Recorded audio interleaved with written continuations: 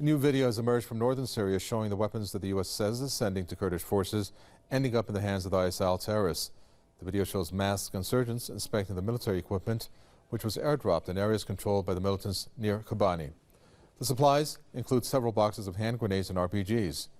The U.S. Central Command said on Sunday it has airdropped weapons and ammunition for the Kurdish forces defending the Syrian border city of Kobani.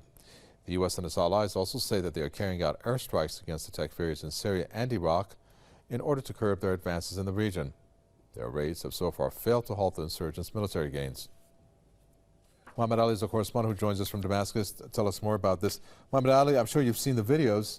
So what do you think? Do you think this is a mistake, or perhaps the U.S. maybe indirectly wanted this to happen?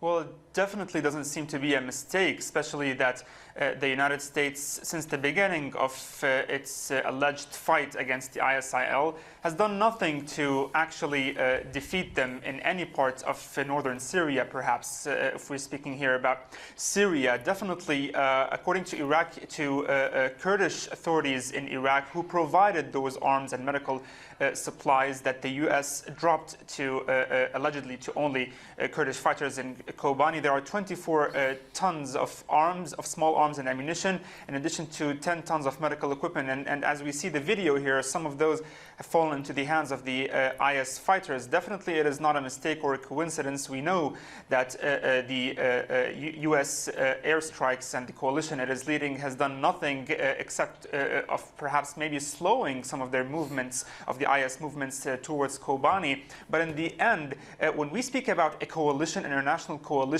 with a force like the United States, with its air force, we are definitely expecting that in the period of time since the coalition was formed, we should be seeing the elimination of the IS by now, at least. So it definitely is actually a fact that the United States does not want to eliminate fully the IS. It just wants to weaken them, to give this image about the United States in front of the international community that it is against terrorists. But in the end, they want the IS to keep its grounds over there in Syria or Iraq, to continue to have a pretext to intervene in those countries, because they want to be present and intervening in countries' internal affairs in the Middle East, especially in a country like Syria. And also Turkey, at the same time, it is also, according to many reports, coordinating with the IS and helping them first by allowing them in and out of Turkey freely. And of course, we're not hearing about that in the media a lot. It is actually a secret, but not for now. It's not a secret anymore.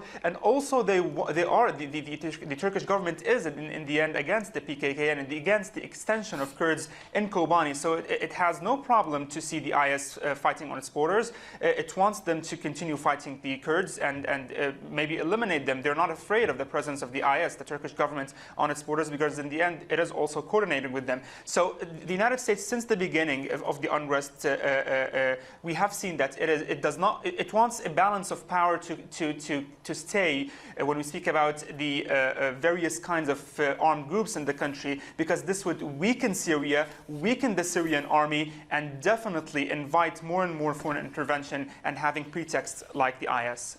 Thank you very much for that. Mohammed Ali, a correspondent there from Damascus. We appreciate it. Mohammed Ali also has some exclusive reports that you should check out on our website of what's happening on the ground in Syria from our correspondent Mohammed Ali. And our website is allthews.presstv.ir.